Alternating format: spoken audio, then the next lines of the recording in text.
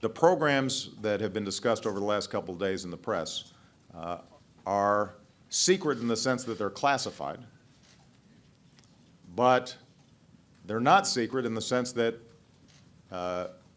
when it comes to telephone calls, every member of Congress has been briefed on this program.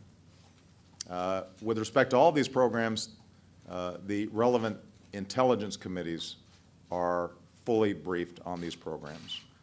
These are programs that have been authorized by broad bipartisan majorities repeatedly since 2006. And so I think at the outset it's important to understand that your duly elected representatives have been consistently informed on exactly what we're doing. Now, let me take the two issues separately. When it comes to telephone calls, nobody is listening to your telephone calls. That's not what this program's about. As was indicated, what the intelligence community is doing is looking at phone numbers and durations of calls. They are not looking at people's names, and they're not looking at content. But by sifting through this so-called metadata, they may identify potential leads with respect to folks who might engage in terrorism.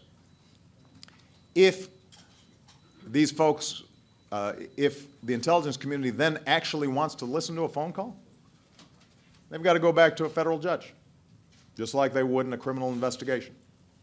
So I want to be very clear.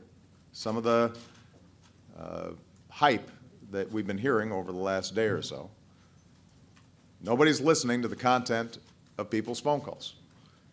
This program, by the way, is fully overseen not just by Congress, but by the FISA court, a court specially put together to evaluate classified programs to make sure that the executive branch or government generally is not abusing them and that it's being carried out consistent with the Constitution and rule of law.